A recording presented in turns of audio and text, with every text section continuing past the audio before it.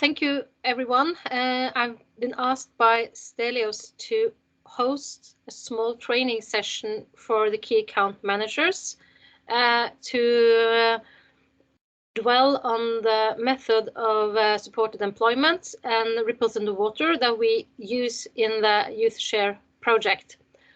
We are going to do this for like 1.5 hours, where we have a short break, otherwise we will be too much. But I thought that it would be good just to have a very quick round, just to see who is here and the different roles of the people who are attending. So I can start with myself. I'm Hege Strand. I work at Fafo. I'm the expert partner in the YOUTHShare project and have been a member of the project since the very beginning in, I don't know, 2018, I think. 18, yeah, that 19. Okay, so that was me. Yes. Okay, I met some of you, but I don't think I met all of you. Yeah, you know me. I'm Victoria Marva. Okay. I'm the key researcher from NESC, not a project manager for this work anymore because I have another work, so I cannot be a project manager. I'm a key researcher. And from the beginning as well, I know a lot about how to reaching out the needs, but I think CAMS have the experience now from 2 years of this program, I think 4 years actually for this program. They gained a lot of experience. So that's for me. I don't know the rest. Hello from me. I'm Emilia. I have met Anne in Rhodos back in the November. I am the key account manager of the NESC partner. I've been involved in this project since the August of the 22. I have read a lot of the stuff that the YOUTHShare project has accomplished since today. It's a difficult project, I have to tell about. We'll try the best to accomplish all the tasks that the project has present to us. That's from me. Thank you. Okay, I'll go. I'm Rosa Messuti, and I've been involved in this project since November, let's say, because I participated to the event in Rhodes, and that's where I met some of you for the first time. So I'm quite new in this project, and everybody has been already very kind with me and very helpful to give me instructions and help in this to start being part of this project. I am the CAM of this for the leg I represent, Galla Cittadella, the partner I represent, and I look forward to working with all of you. Okay. Jose, let's introduce yourself. Yeah. We cannot hear you. Yeah, now it's better. Hello, my name is Jose Fernandez. I'm representing IA, which is a non-profit organization. I'm also the CAM at this moment because our previous CAM left a few months ago. We are working in our National Employment Center in Murcia, in Spain. We support needs in the search of job and many issues that they have. We are working in the project from the beginning. We are very glad to participate. Firstly in the user and now in user 2.0, and that's all. Okay, thank you. Markella? Okay, hello from my side too. I am Markella. I am the project manager on behalf of Cardet, together with Fotini, which is our CAM manager. I have been working on YouthShare since 2020, so I was not from the beginning, but I am there for some time. I met almost all of you, I think, in Rhodes. Yeah, that's all for me. Fotini, in Cyprus. Yeah, hi. So I'm the key account manager of Cardet, and I've been in the project for like almost a year now, and yeah, that's it.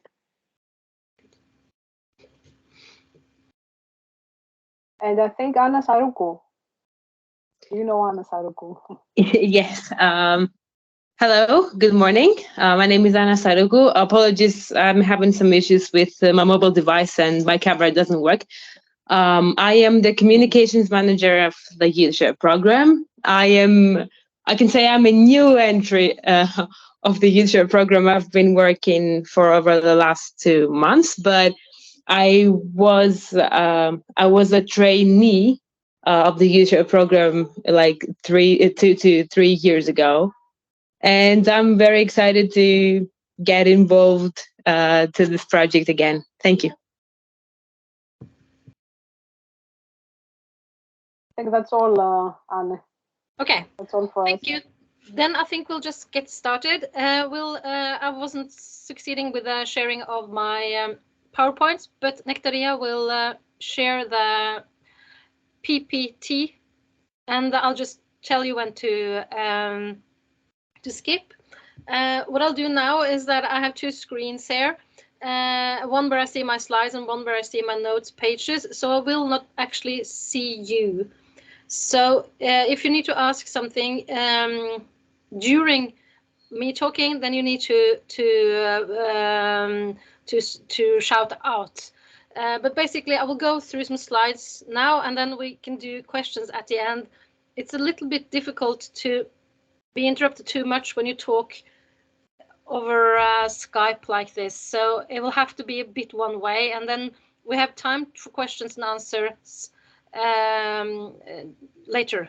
So maybe it's easiest if you just save your questions later. Okay, so if you just start, Nectaria, we'll go from now.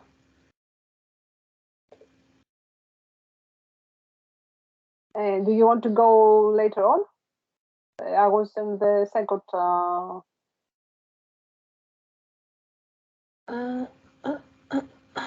I'm here with the welcome to CAM training covering. That's the content of the presentation. Do you want me to go on? Yes, you can start sharing now.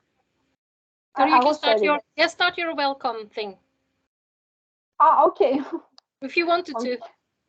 No, it's okay. I think I'll have. It's okay. Okay, we'll just get start with the first slide then. Okay. I'll discuss. This is the first slide. Can you share the presentation I sent you? I'm sharing. Can you see it? We can see it. Okay. Okay. I'm sharing. I'm in the third slide about the welcome. I'm welcome all of you. I have discussed it before about them, so did you say something else? And then I'm the second slide about the ripples of the waters methodology. Can you see it, Anne? There. Okay. Yep. Yes. Okay. Go back to the content. Yes. Okay. Yes. This is a training session. It has been called a training session, but it's not really me sitting with all the answers, and we all kind of have to engage to become better at this. There are some differences between the ripples in the water, supported employment, and the way you operate in YouthShare, and I'll come back to that a little bit. But this is just to remind you that we need to train to get better, but it's not like me telling you what you need to do, because everything has to be within your context, with your experiences. and within the possibilities and frameworks that we're working to. Okay, so next.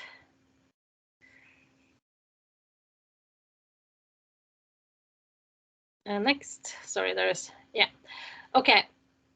I know that a lot of you have not been in the project from the beginning, and therefore perhaps you've heard about the ripples in the water methodology and not really knowing the context behind it. What is this? What am I supposed to do with it? I don't understand. So this is just, I thought I'll just take a few steps back and start with some of the history behind the thinking that we are applying in this particular project. And basically, the starting point is the idea that we need to try and find ways to integrate more people into the labor market. And youth unemployment and young people struggling to enter the labor market is a problem throughout the world, in the Western world, in all European countries, also in Norway.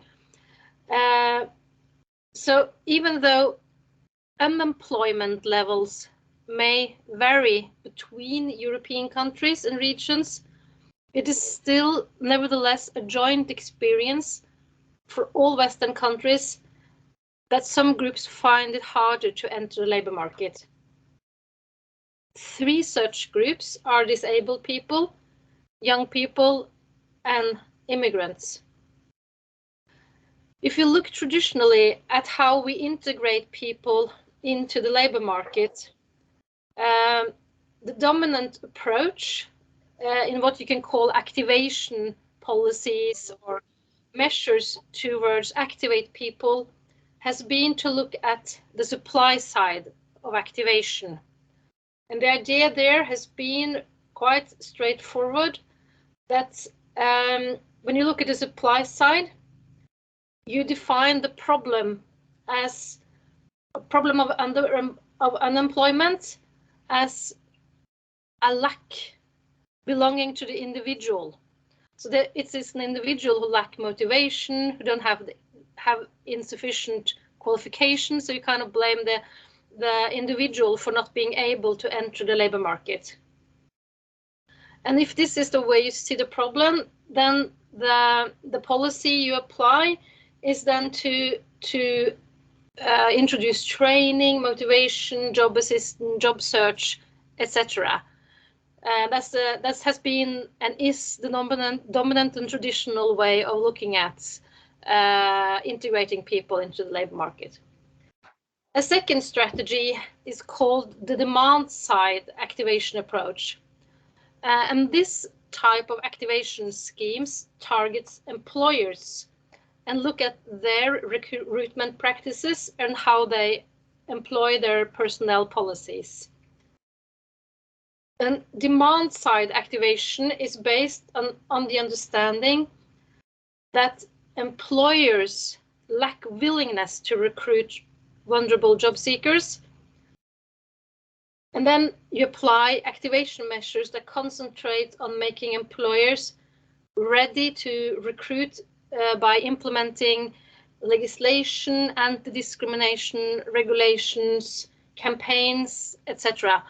So this is often in terms of labor legislation and more kind of policy overarching work, encouraging employers and constraining employers. So there is an even ball game, if you like, for everyone to be able to find a job.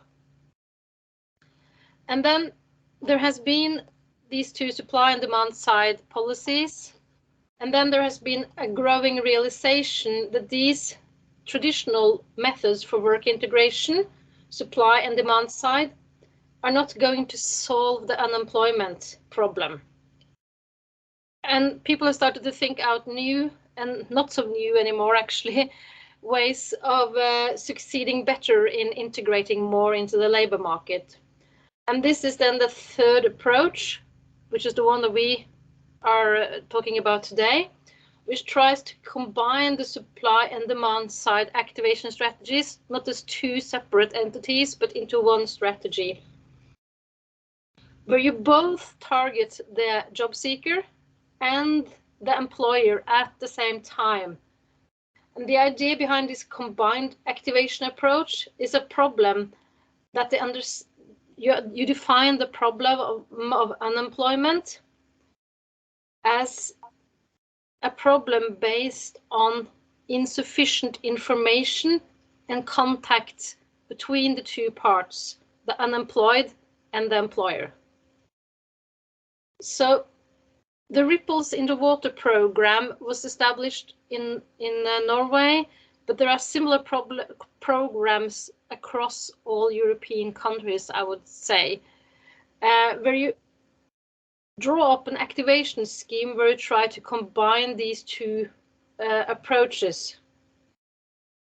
And many of these ideas are found in the supported employment frameworks that are applied in various degrees across Europe. Okay, next.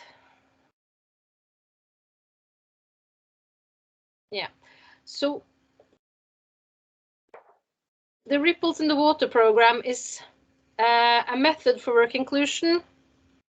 The key message in that program, as in other programs of similar kind, is that you need to match job seekers who have some form of challenges with an employer. And this matching happens mainly through this CAM or work agent or job coach, which act as a link between the job seeker and the employer. And this is based both on the principles of supported employment and principles around HR work and how people or how companies do recruitment, human resources recruitment. Next.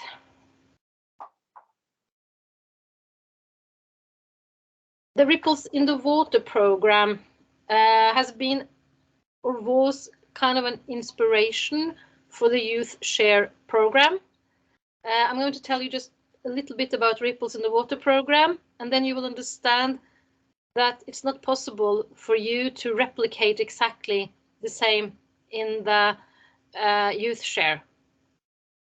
But Ripples in the Water, what they did was that they are owned by something called NHO, which is the largest organization for employers and businesses in Norway. And they have a member base of approximately 25,000 companies in Norway. Many of them are very small.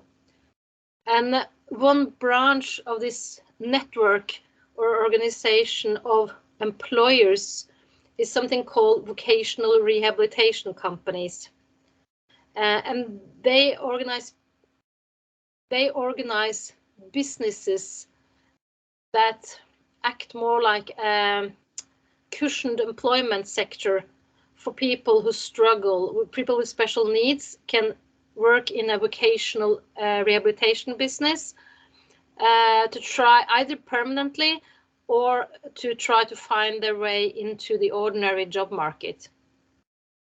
And what they used was basically to try and exploit the business network of 25,000 member organizations to try and shift people from these vocational rehabilitation businesses into ordinary work. So they employed a network of camps who started to use their member companies as a customer base and try to persuade those companies to take on some of the people they had in the vocational rehabilitation companies. And that's how they run the Ripples in the Water program. The thing is that with the YOUTHShare project, you don't have a member base of 25,000 employers. So you need to find employers elsewhere, which I think is partly why Stelios wanted to talk to you about. But basically, to run a supported employment-based program or to run like a Ripples in the Water program, you need to have contact with employers. Otherwise, there is nowhere for the unemployed to go. So that's a very big part of of the role of the CAM is to create some sort of business network, so that you can have contact with the labor market. Okay, next.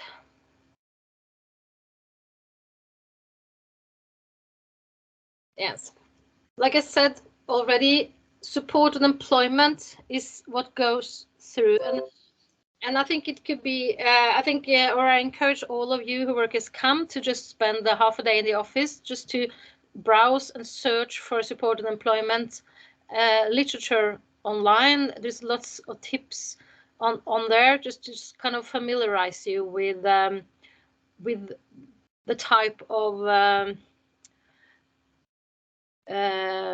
literature out there, and a lot of this literature is very non-academic, is very practice-based, is often very hands-on, based on tips and hints and ways to organize and structure work. So it's very easily accessible. It's not hard to read stuff. It's not difficult to read or difficult to process.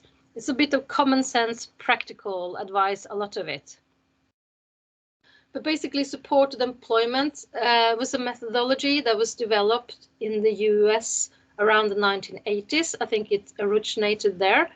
And it was originally targeting a very vulnerable group of people with mental disabilities. And the idea was that even this very vulnerable group should have work opportunities in ordinary paid work alongside everyone else. So it's kind of a shift or a break away from this sheltered sector where you place some groups of people, like people with mental disabilities, or with what do you say? Who are kind of have lower cognitive possibilities. And even this kind of very difficult group, we should manage to get into ordinary paid work. That was the outset for the supported employment program. So the start was with a very vulnerable and very hard to integrate group. So what they did was to look at methods to try and shift this group of people into work. So they created this role that we already talked about, which in this project called the key account manager. It has many other names. Job coach is one of them. To shift to work with the job seeker and the employer to kind of pave the ground for someone to go into a workplace. So the role of the job coach or the key account manager is to act as this intermediary between the job seeker and the employer. So the role of the job coach is to map the job seeker's resources, interests, wishes, and support needs, and to help that person to carry out job search, to work with employers of developing jobs and roles that these people could manage, and to match people into these jobs. So this kind of work needs to integrate collaboration with employers, collaboration with job seekers, and sometimes also collaborate with a wider network of people like other work colleagues in the future job place, and work with training providers that can fix the skills that a person might lack here and now that we can add, and also sometimes collaborate with social services, benefits offices, etc., to make sure that the job seeker has a life situation that enables that person to work. So, for instance, if you're homeless, it's very difficult to enter a job because all your mental processing will be about where would I sleep, where I'm going to sleep next night. So if you provide someone with a house, then it's easier for that person to actually work, etc. Those kinds of things. And the idea here is not just to do the matching, but to make sustainable matching that is a long-lasting relationship with an employer, so that this person doesn't just enter work and fall out again immediately, but actually stays in that job on a long-term basis. So we're looking at quality matching. And there, as I said initially, there is something called the European Union of Supported Employment, EUSE, and I encourage everyone to search them up on the internet and read their guidelines, because there are some guidelines there. They're very easily read, easily accessible, and I think that will be kind of a basic knowledge that you as a CAM should have.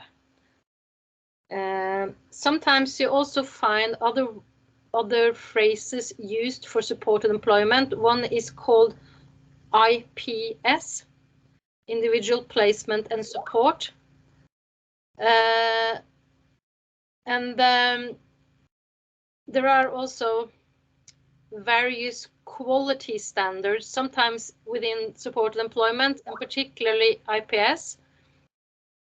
You talk about fidelity scales, which is kind of a methodology scheme or kind of a recipe book, if you like, or quality checks that you have to follow in order to be licensed, if you like, supported employment provider. That is something that requires a larger organization, I think, to do, but at least there's a lot of material there with a lot of tips. Okay, next. Yes, we haven't talked so much about this, but I still wanted to dwell a little bit about this, because since you are working with supported employment is about creating job opportunities for people who otherwise would fall outside the labor market. And when you work with, say, a vulnerable group like that, you should have some core values that you should have up there and that you should adhere to. And one of these values that are put up as and I've listed these core values in supported employment here. The first one is individuality, that in supported employment, each individual is regarded as unique and with his or her own interests, preferences, conditions, and life stories that should be respected. And the second one is respect. In supported employment, the idea is that activities should always be age appropriate, they should be dignifying and enhancing. So it should be positive for someone to participate in supported employment. Self-determination is another core value, which means that in supported employment, individuals are assisted to improve their interests and preferences and express their choices and define their employment and life plan according to personal and contextual conditions. It should be self-advocacy and as a principle, which means that you shouldn't force someone to do something that that person normally wouldn't do or goes against that person's own interests or self-worth. It should be informed choice. So supported employment should assist individuals that are fully aware or that they can choose to participate. It should be voluntarily, basically, to take part. Empowerment is another issue, core value. That individuals themselves should be taking part in the planning and evaluation of the services provided.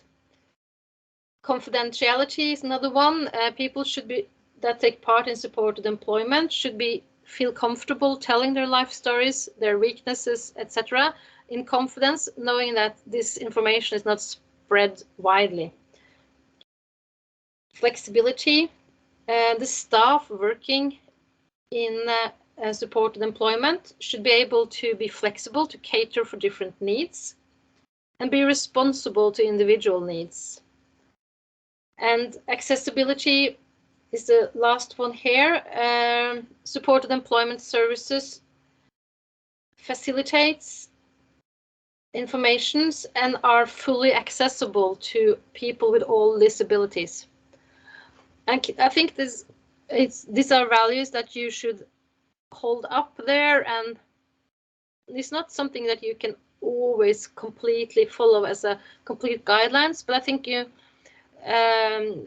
ideas about respect individual, that you shouldn't force anyone into something that they wouldn't do, etc. It's important just to bear with you as a foundation for your day-to-day work. Yes, next. The supported employment method is divided into a process that actually goes around in a circle of 5 steps. And this is a dynamic process, and it should be driven by the individual himself or herself. So the job seeker should be part of this process. The job seekers needs to be motivated to be kind of active themselves, to take part in their own job search. But the key account manager should also help driving this process and facilitate the process. And within each steps, there are different activities that can take place, and these needs to be flexible and adapted to whatever situation you are finding yourself in, but also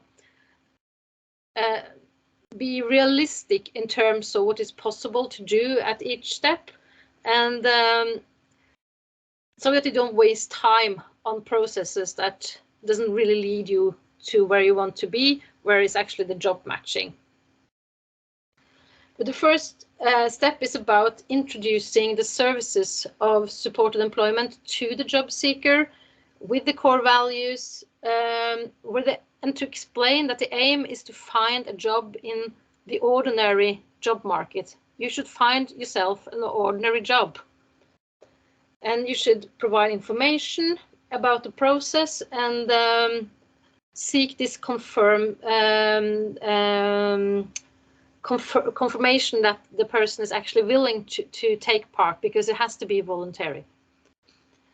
The second step is about developing a professional profile, helping the job seeker to understand strengths and weaknesses. And this is very much related to ordinary HR work, CVs. You need to kind of identify what is your strength, what is your weaknesses, what is your motivation. And this is necessary to clarify for you as a CAM to be able to help that person, but also for the job seeker, him or herself, to be able to be realistic in job search. And then there is this actual finding employment, and there is a number of methods that can be used here. But you need to have CVs, etc. And then you need to engage the employers. I'm going to talk more about that later, but you need to get the employers on board. The employer wants labor. They need labor. That's the idea of a job market, that someone actually wants to have someone employed. And you need to persuade the employers to employ exactly your candidate. And then after that, in a normal job situation where there is no CAM involved, you find yourself a job and then life goes on. But the idea in supported employment is that you also support the person after the job match has been done, to make sure that the employer is happy, that the job seeker is happy, and to help sort out any issues that might arise. And this is important to make the job stable and permanent. Yes, next. So in the YOUTHShare project, the idea is that the key account manager is that you are going to be that bridge. You are going to help people cross the river into the labor markets. And if the bridge is not there, then perhaps this person is cut off from the labor market. So you need to kind of make that link, make that happen. That is the idea. So there are many kind of characteristics that has been put to this CAM role. It's a mix perhaps between being a coach and a salesperson. You need to persuade both the employer, and sometimes you also need to convince the job seeker that they actually want this. You need to prepare both the job seeker and the employer, and you need to assist both parties here.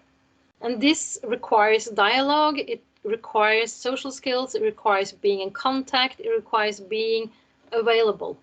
Yes. Next. Yes, I was asked to talk a little bit about engaging with employers. And this is not to undermine that you shouldn't engage with the job seekers, because you have, as I have said, you have to do both. But I'm dwelling just a little bit here on the employers, because that is perhaps where you have a challenge. So next. Yes, this is a rather long quote, but it illustrates a good few points that I think is important. This quote is from a research article written by Siri Idaksnes about engaging employers in vocational rehabilitation, and she did her PhD studying the Ripples in the Water program in Norway. And this quote is included in one of her research articles, and it's from her qualitative work when she was visiting a number of key account managers in Norway. And this is when she was visiting Mike and shadowing him during his workday as a key account manager in Norway. And I read this out. Relations, relations, relations. My work is all about relations. I have to be on, but not too much. It can sometimes be tricky to find this balance. I adjust myself to the demands of the employers and try to judge how far I can push them. I'm sitting in Mike's office, spending a day with him to gain insight into his job as a job agent, that is a CAM. Mike speaks quickly and vividly, constantly checking his email and receives phone calls. I have asked him to plan for a normal workday, except that I will listen to his calls hanging over his shoulder, ask him questions when he writes mails. Hi, how are you doing? How was your summer? Great. I'm just calling to check on how things are working out with a new candidate. Yes, fantastic. You just contact me if something turns up, right? Mike is calling his contact at a waste handling company where a Ripple in the Water candidate has just started a work placement. When he hangs up, he emphasizes the importance of showing the employer that you are readily available and of following up closely. Minutes later, a colleague, a counselor, drops by to get more information about a possible work placement in a hotel for a candidate she's following up. After talking about the candidate, a young woman who suffers from mental illness, they agree to call the hotel. Because the counselor is not comfortable with making the call herself, Mike makes it. How do you know what to say to all these people in all these different sectors? Don't you get nervous? I ask Mike afterwards. Mike laughs and pauses. Then he replies, I'm experienced, I do this every day. And I guess it also has a lot to do with my personality. I love talking to people, creating relationships, and I'm curious about things. When our meeting is over, Mike rushes off to meet the manager of a big hotel downtown. On his way, he swings by a local kiosk to check the possibilities for a collaboration. So basically, this is describing the workday of Mike in his job as a key account manager. And I just kind of highlighted some of the aspects that I wanted you to look at. Of course, you are not Mike, but you are yourselves, and you are going to do your job in this project. But I think you can adapt some of the same principles. So the first one is, of course, relations. you need to contact people. Relations indicates not sitting alone, but you have to be in contact with the world. Mike uses his phone, but there's also mentioning some emails here. And the second one is I adjust myself to the demands of the employers. So, okay, so if you get in contact with an employer, you need to find out what that employer is about. You need to actually see employers as individuals as well, and to understand them, be curious. I'm calling just to check. This is the signals that you're not just doing this once. It's a process. It rotates all the time. Because that's when opportunities develop. So if you are kind of shut down once, you call someone else, and then if they don't have time that day, you call the next day, or contact. It's a work that kind of flows. He emphasized the importance of showing the employees that you're readily available. So you need to be in contact several times to check up. And then there is this sentence about more information about the possible work placement. You have to have ears to listen out. Is there an opportunity here? Is there something going on? Is there something I can tap into? And then he describes his personality as one that loves to talk to people, create relationships, curious about things. I think some of these skills can be important, but there can be others as well. I think you just have to be very honest with the person you are and see what of my skills are useful in this job. Some of them can be persistence, some of them can be openness, some of them can be knowledge, previous experiences. I think you need to kind of build on what you got.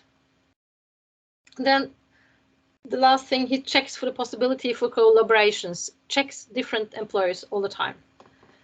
So basically, if you go to the next slide, in this research article, CD identifies kind of 3 strategies that she sees that key account managers use. They build relations, they negotiate, give and take, and they coach. So the building relation bit is about outreaching activities directed at employers. There are various ways that you contact and recontact and stay in contact with employers all the time. Kind of get to know them, be their friends, be there, know that you are there, you're available, you're offering something, you're on your kind of, be on the good side of the employers. So that's the. And then there's the negotiation. You need to actively translate between different contexts. You need to kind of see the context of the employer, but you also need to see the context of the job seeker. You need to know both sides, because you are adding the quality here. You are the added quality, because if you were not there, this person would have to just apply for jobs in a regular manner, and we know already that this hasn't worked for that particular person. So you add something as a key account manager into the process of linking people outside to employers. So you are the added value. And that means that you need to negotiate with employers. You shouldn't just treat employers as, I mean, you're not selling them a sweater or a car, you're selling a person. So you kind of need to be honest about what you're also selling, which is the job seeker. You need to, because no job seeker is perfect anyway, so you need to know the strength and be honest about some of the weaknesses of the candidates that you are putting forward to the employers. And then the last one is coaching. In the Ripples in the Water program, the majority of the people working there had backgrounds within health, social work, pedagogics, psychology, which means that they most of the people had kind of some training in relational skills work. what perhaps the key account managers in the Ripples in the Water program lacked the most was kind of the business skills. Understanding business, understanding employers. So you kind of need to also, you need to have the relational skills, but you also need to understand how employers think, that employers think about their earnings. They think about turnover of staff, they think about work schedules, they think about people showing up and doing the job, reliability. Those things you need to identify and understand the business world, the world that's how employers think. And to also have these relational skills, both is important. Next. In the context of this vocational rehabilitation, we're not talking about ordinary job seeking or just people are unemployed and seek a job. It's normal to use the word job brokering. I think it's a bit strange word myself, but basically it turns up in literature, this job brokering concept. And brokering is kind of this employment strategy that we use here, where you have a professional, vocational rehabilitation professional like yourself as a CAM, to bridge this gap between a disadvantaged job seeker, which has a limited social and market capital, and employers who are unaware of this group of job seekers as a potential employer for them. So this knowledge brokering is about creating this common language and becoming this intermediator. You're kind of I think the key account manager or the job brokering role can be understood as a form of translation. So you need to understand your job candidate and translate that person's needs into something that the employer understands. And you are doing this translation. So you are an interpreter, a translator. But you're kind of also a sailor, and you need to kind of find the good arguments towards the employer if you're going to engage them. So if you take the next one, the next slide. So basically you need to find a sales pitch, you need to persuade employers. And there is in this literature different ways that, of course, you can do this. You can persuade people whichever way you like, but in terms of the language that they use in supported employment, there are three types of terms that sometimes turn up. The first one is job carving, and there's job stripping and job enrichment. And I think these are different techniques that can be applied. I think perhaps for the YOUTHShare project, I think job carving is the most likely that you can use. And what is job carving? Job carving you can use as an argument when you meet an employer to say to the employer that if you take on this new employee, this job seeker, this need that I have here, this person can take some of the work tasks away from some other person you already have employed, so that you can use the person you already have in your company in a better way. Many times you find that employers have a lot of have some flexibility in terms of how many people they have employed. So if you get to know the inside of a company, you can try and persuade someone to just carve out a job that you can give to the needs. And this, for instance, if you have a very high-skilled company with some lawyers, you can find that the lawyers are actually doing a lot of admin work because they don't have a secretary there. And then you can persuade someone to do like a job carving exercise. You can say, if you employ this need, that need can do this, this, this. That means that that lawyer can spend more time on the more hardcore lawyer work, and we can relieve you. So that's kind of how the job carving work. But in order to suggest job carving for a potential employer, you have to actually know the company quite well, so that you can talk to this. And this is the kind of information that you need to gain from employers. The other one is job stripping. This is perhaps more related to people with disabilities, where you suggest that you can employ this person with autism, for instance, in your or with I don't know, some form of disability in your bakery. And this person is very accurate, very autistic ways, and is very into details on any cake that this person bakes, but she can only bake 15 cakes per day, not 30. So you have to kind of persuade that you will get. You have to strip away some task in order for that disabled person to be able to enter the labor market. Otherwise, that disabled person does not have a chance. So you agree that you do that with the employer. That is kind of job stripping. You have a job description, but you agree with the employer to strip down some of the task. Otherwise, the disabled person cannot do the job. Job enrichment is kind of the opposite.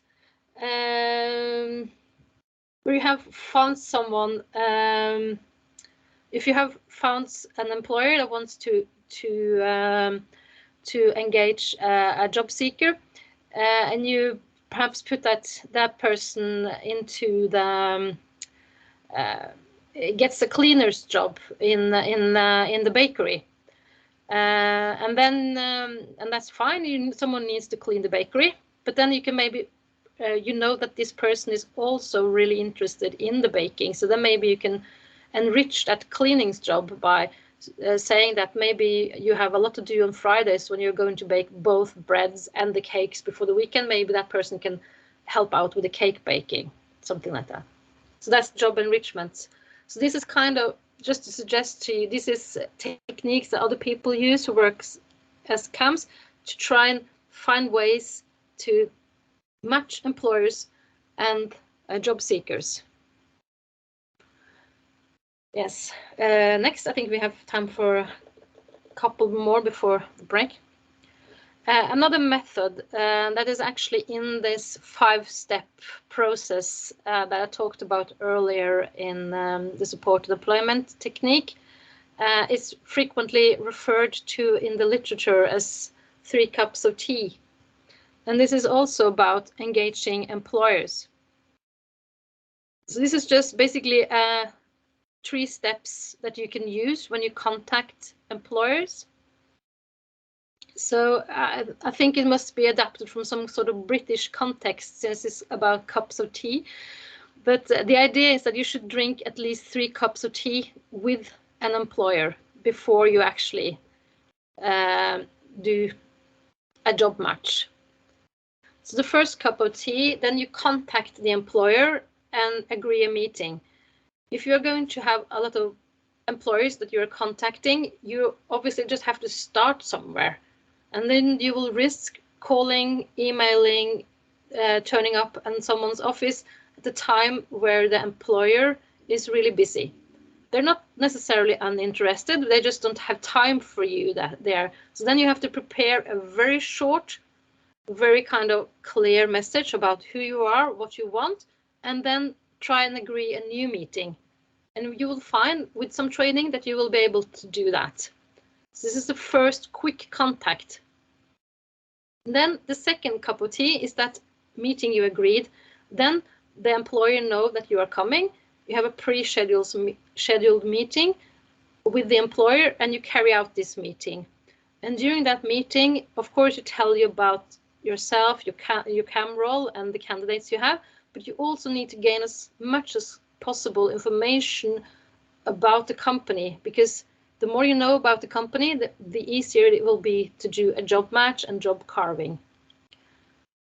And then you might have a cup 2 can be more than 2 cups. Sometimes you agree to have more meetings. But then the third cup of tea, that's when you have gone back to the office, you have learned a lot about this company, and you have identified in your head, because you also know about your needs, your job seekers, and you think, maybe Alicia could go into this company, or David would be a good person here. You need to have a kind of idea, but you don't talk, when you talk to the employer about cup 1 and cup 2, you don't mention any names about your candidates, because you want to learn about the employer first before you start suggesting names. And then you introduce, during the third cup, you bring your job seeker along and you meet the employer, and then you can see if there is a good match. And then you try to persuade that person to take that on as a conman. And of course, the aim is to have an ordinary job, but maybe that person needs to be tested in the company first. If that is agreed, then you have to follow up that test during the test period. So you see there is different stages where you need to contact the same employer, and there is different purposes each time you contact.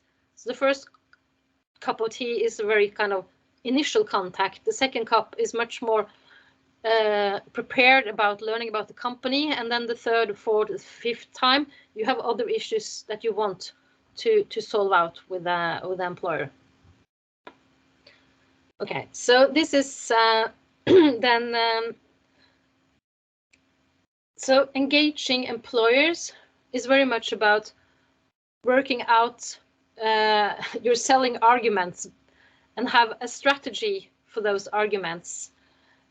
So of course, you have to make the vulnerable job seeker job ready. You have to make sure that the job seeker also, you need to know what the job seeker wants, its interest. You can't match a person with a job that person is not interested in at all. It will not last. There's no point doing that. So you need to know the job candidates, but you also have to make the job workplaces ready for the job seekers. What you have to manage their expectations and address what the employer's concerns are and how you can meet those concerns. You need to have a strategy, maybe several strategies. So I think a task that your CAM should do is to just draw up this list of arguments that you can use, particularly in your CUP 2 meeting with employers and CUP 3, to persuade employers to work with you. And that is a lot of arguments that can be used. For instance, you can say to employers that if you employ this person that they don't normally employ, then you open up a new market to them that they maybe haven't thought about themselves. You can persuade them that this is in line with the corporate social responsibility, to be seen as an inclusive employers, and could be something that some employers could be very interested in. It says something about their business's core values. And you can apply, you can say to a business that if you can be a forerunner here, you can be an innovator. If you employ women or migrants, you have a more diverse company. You can earn more. Diverse companies might appeal to a much wider segment. If you're selling something, you can make a positive change to a workplace to add new elements to a workplace culture and practice. You can offer your camp services, which are free for the workplace. All employers like free stuff. So if you can actually be the person that finds new candidate for that company, that is welcome, because they don't have to run around find new employees themselves. And then there are more lists. There are more things, but you have to think about these things before you contact employers. So then I think we'll have a short break, but next slide, just quickly before the break.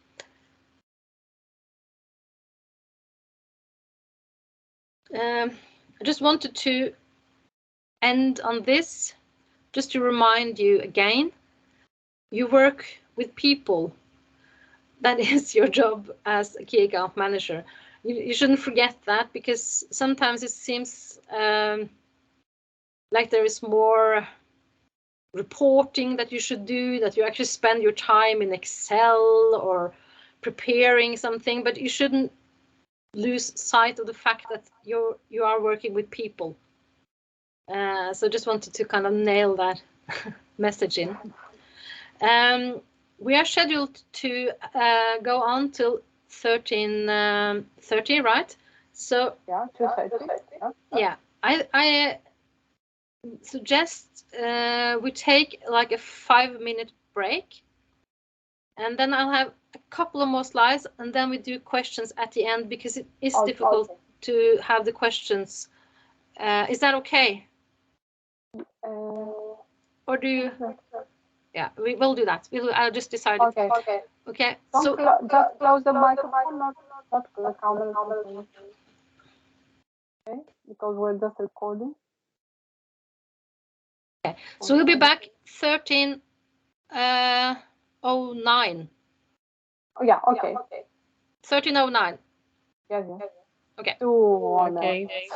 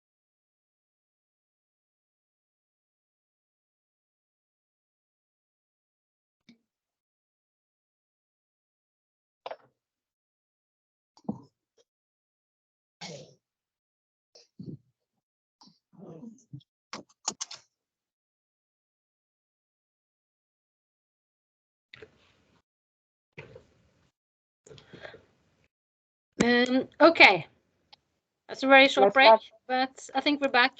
Next, should we have some short questions now, or should I just do my last 2 points? Whenever you want. Whenever, I don't know. Do you think that those is up to you on? I think really we should have 20 minutes for discussion. So okay, I think I'll do my two last topics super quick, and then we have the discussion. Okay. Okay, so you can just go to the next thing.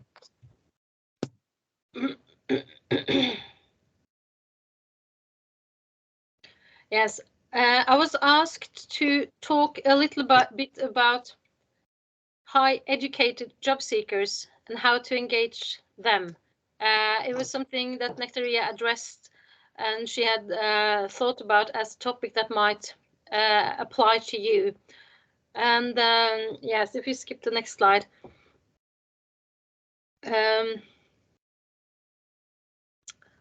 You can skip to the next slide. Yeah, it's a difficult one regarding the higher educated job seekers.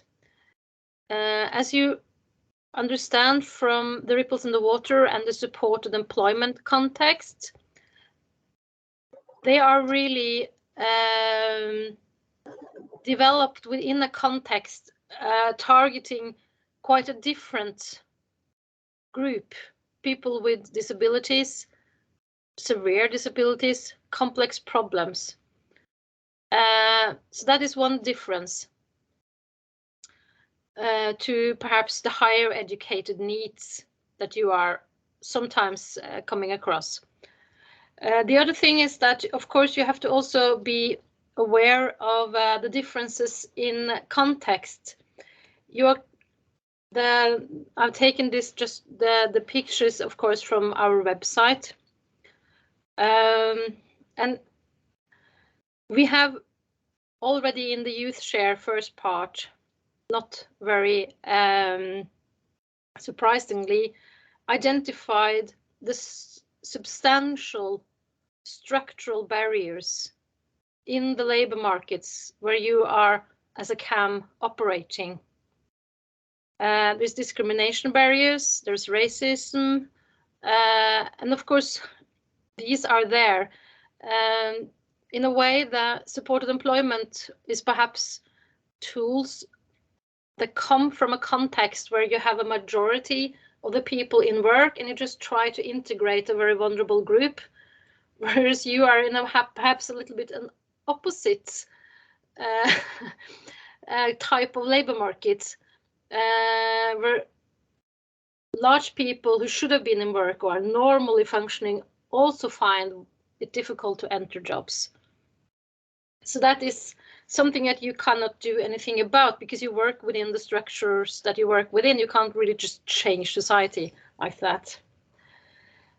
But you are in an EU South. There are very high youth unemployment rates, and employers show relatively little appetite for high quality qualified workers, especially those without work experience.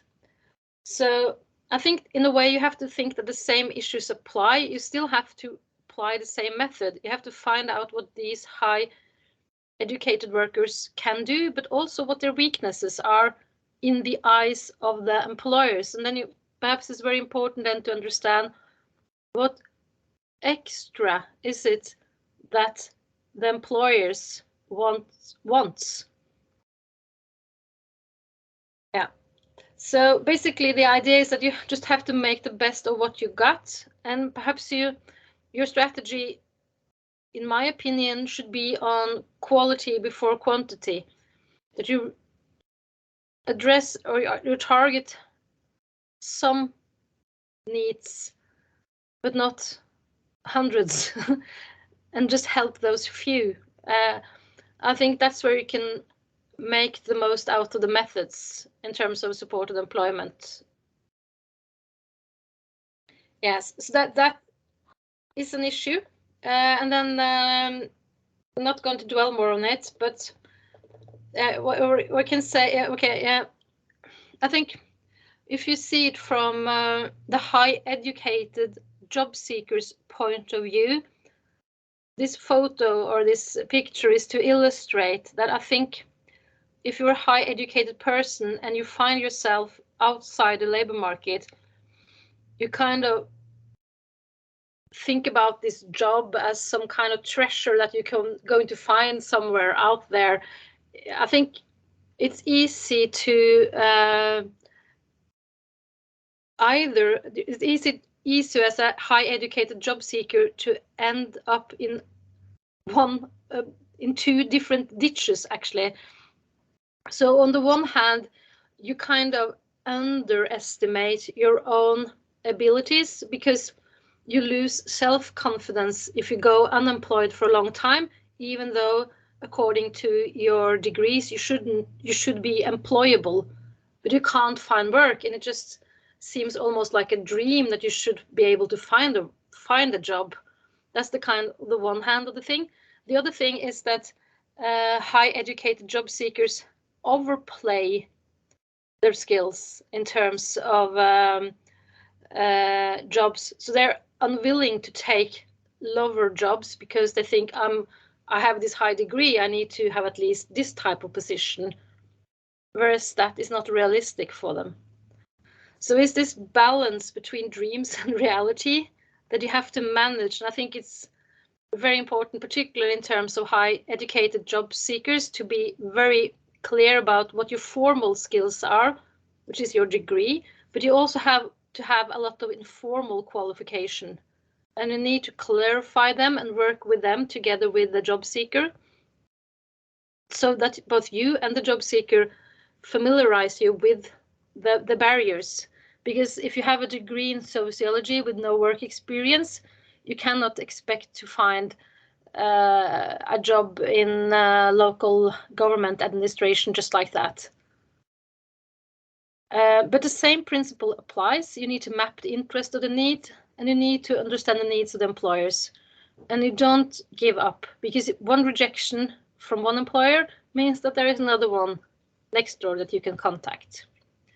But I just wanted to put up one issue that I sensed. I don't know the extent of this issue, but I sensed this as a topic when I was at our meeting in Rose, that you shouldn't accept exploitation. And there is a balance where you, as a key account manager, help people into jobs that you see could be a benefit to their career. And it might be, but you accept a very, very low wage because you're so keen on landing this position. So you're actually ending up as a working poor. So there is a trade-off here, because there seems to be a lot of employers willing to exploit high educated people, because as very, very cheap labor, high educated cheap labor is very attractive to employers.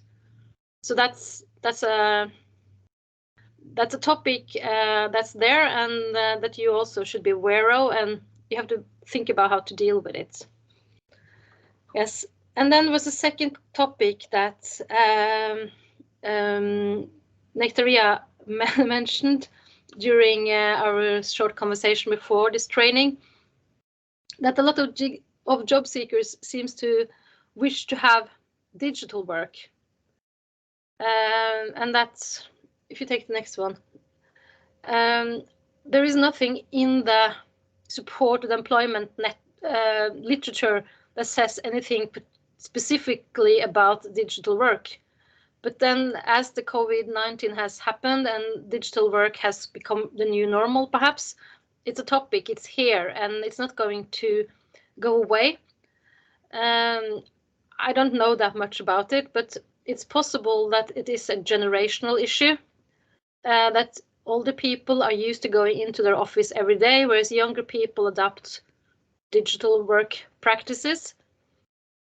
But again, I think this is about being in dialogue with the job seeker and being in dialogue with employers and finding out how this can be dealt with and what is possible and what is not possible. And maybe there is a give and take on both sides. But I think this is a very open and new area for discussion, and I don't have any sort of quick answer to how you deal with this. I think it's something that the whole kind of world or world of employment and job, or the whole job life is dealing with right now. So yeah, I'm not going to dwell on it. Okay, so this is the slides that I had prepared for today, and Nectaria said that you also were supposed to prepare some questions, so I would like to open up for some questions now, because I have talked a lot. Okay. Thank you, Anne. Thank you a lot. Let's give the floor to the key account managers to ask anything if they want to. I don't know. Emilia, Rosa. Yes, thank you. Well, Anna, I have to say that she. Oh, sorry. It's okay, Rosa. No, go on. Rosa, it's your turn. Yes, okay, thanks. No, I just wanted to say thanks to Anna because she was very clear and precise on her presentation, and so I think we just need to speed up. I'm talking for myself, of course, on my behalf, and I just need to speed up on the job of outreaching. And but I think that following her instructions, everything is going to be easier. And so, yes, thank you again. Good.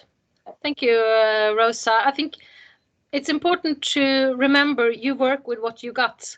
And this is not to say that, I don't want to say, oh, there is so much literature and support and employment, you have to read everything. I think it's just more or less, I hope just to inspire you to just get going really and get the ball rolling and start from there. So hopefully you will succeed. I wish you luck, Rosa. Emilia. Okay. Thank you. Thank you, Anna, for this very thoughtful presentation. I don't have anything to ask, but I want to mention that during the new cycle of outreaching for educated needs, it's very difficult to approach them. On the other hand, of the needs that not have so they didn't have the educational profile that we described in the new cycle of the YOUTHShare. I think that the Transnational Employment Center remained the same, but they want for us to reach a different profile of the needs, the educated one. I think that as CAMS and as a Transnational Employment Center, we should upgrade and do more to reach and engage educated needs, because I think it's a very difficult target group, because it's more difficult to convenience them to be engaged in this process. It's more difficult that needs that didn't have the education, like a university degree or a master or something like that. And on the other hand, to be in contact with job seekers for educated needs, it's very difficult, because in the job announcements that they do, all the candidates that attend that they apply to this job, they have very competition between them, because there are little difference that make them get the jobs at the end of the day. So that I want to mention that goes with your presentation also, that you have to upgrade our facilities, our help, our suggestion, our consulting to be more paired with the educated needs profiles and needs in the labor market. That's it for me. But overall, it's very clear to me, everything you said and mentioned. I think I'm not surprised that it is difficult, because the methods were not originally developed. So I think you have to kind of perhaps think even more about contacting potential employers and being very clear about what the employers' needs are in terms of hiring high educated staff. That's a good start. Yeah, that's a good start. Ask the employers what they need for high educated staff. I think that's a good start. We should start, the camp should start from there. A good idea, Anne. Very good idea, I think. Because, of course, for an employer to hire a cleaning personnel is perhaps seen as an easier and less risky task than employing someone with higher education. There are more, I would suggest or suspect that employers are more fussy, because they are not just looking for that person's skills as such. Is it an efficient cleaner? You are also going to work with this person very closely and develop your business or organization with that person. So you need to like that person. You need to understand where that person is coming from, where it wants to. So it's kind of more tricky to match, because employers will be more fussy. So it's important to understand where the job openings are for these high educated, and what employers, how do employers think about this? And the other issue that's very common in Greece, that's in the first topic we said, that the high educated people have dreams of their job that they actually different from reality. That's a crucial one also that we have to think about when you're trying to conduct high educated needs. The other crucial thing that I think it's a good idea from the camps to exchange idea about the list. You present some list of how to convince someone. Have to exchange idea. I don't know if the camps agree, but I think when we are talking, to exchange idea about how to convince a high educated need, how to convince a list of ideas. That's a good for exercise for exchange these ideas for different countries, because maybe Emilia is trying to do something different in Greece that from Rosa in Italy. So in the end, we have a list of possible exchange ideas, maybe be applicable or not to each country, but it's good to collaborate to exchange ideas like today. I think that's a very good start. So I think the next campus meeting I will be trying to be present as well. Perhaps to exchange some ideas of how to engage high educated needs. And one thing I have to mention about the digital work that you have, and I want to ask the camps, because I have the experience only from Greece as well. You can have the experience from Norway.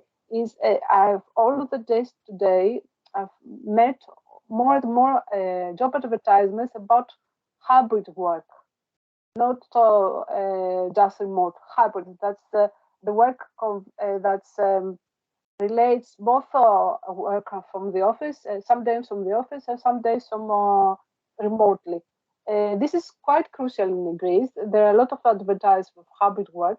I don't know, I'm going to ask the rest of the camps if the same in Cyprus, for example. I don't know for Tini or Makela if they can say the same, or Roja, or also from Spain as well. That's question I'm questioning as well. More or less, I would say the same with you, Victoria. And do you have any question from the presentation funds, Markela or Tini? clear and it's very, very helpful. Thank you very much, Anne. Okay. Jose? Jose, do you need to ask anything to Anne?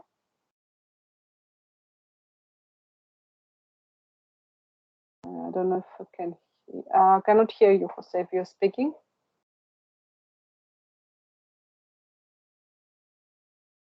Okay, maybe he's not listening to us. Anne, I would like to ask something. How is it going, the Ribbon the Waters methodology during the pandemic? How is it implementing the Ribbon the Waters methodology? How is it implementing during the pandemic? It was the same approach? No, what happened during the pandemic, from what I heard, I don't work in the ripples in the water Yeah, I remember myself, but from what I've heard is that it was the same, but of course the CAMs had to meet with employers and job seekers digitally. online. In some instances, I know people met outdoors, but there were heavily restrictions on meetings, so you had to just work digitally, calling people or having Teams meeting, etc. And I know they did that, and I also know that people actually managed to match people during the pandemic, so it didn't actually stop completely. It didn't stop completely. No, it was difficult, but it didn't stop.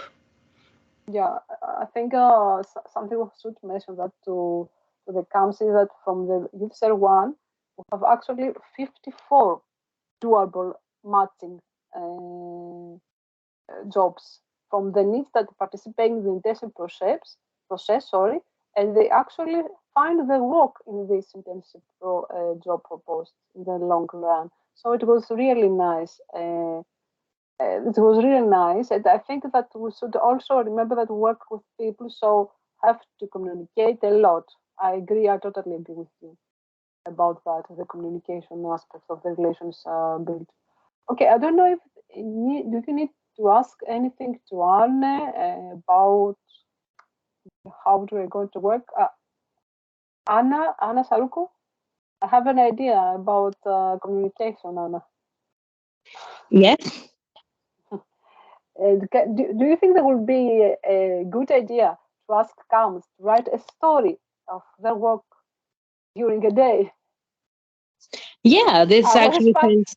I was inspired by Anne. Anne, do you remember this one about the narrative you have done? This one, I like it a lot. So I don't think this one. Let me show you. No, I think it's downstairs. This one, I like it a lot. So do you think we can ask CAMs in order to communicate about how's your day?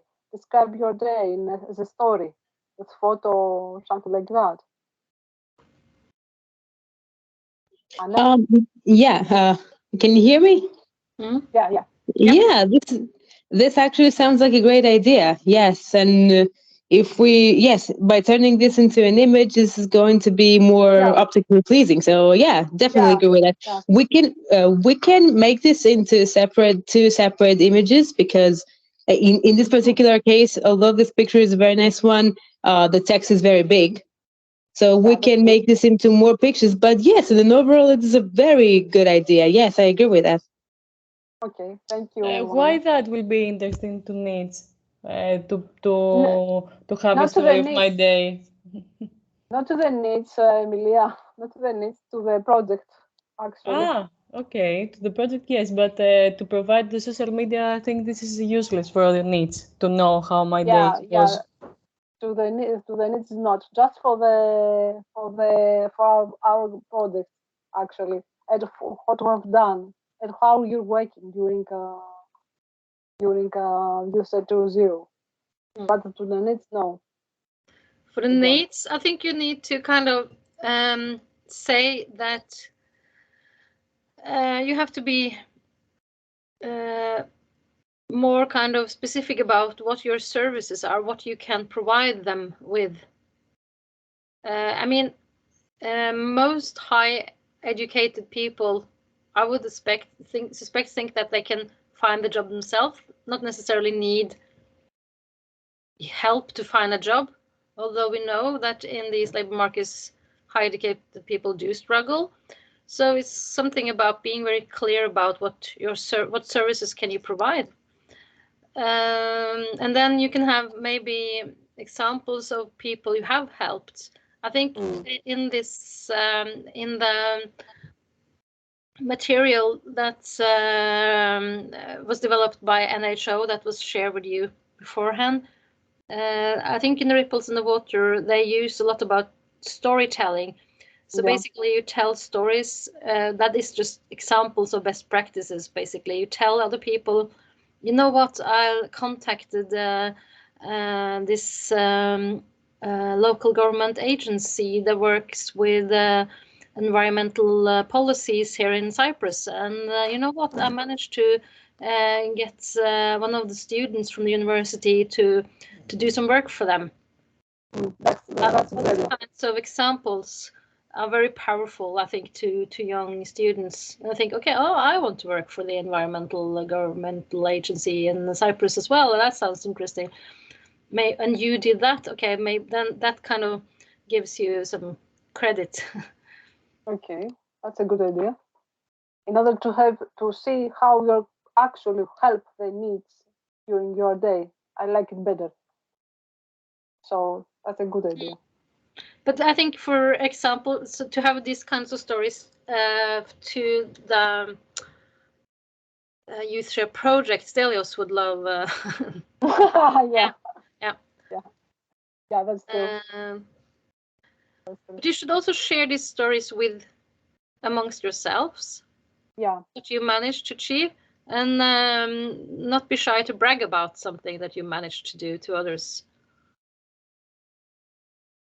And I like this as well, the 3 cups of tea. I like it a lot. Actually, you've done that, but you not know how to say it.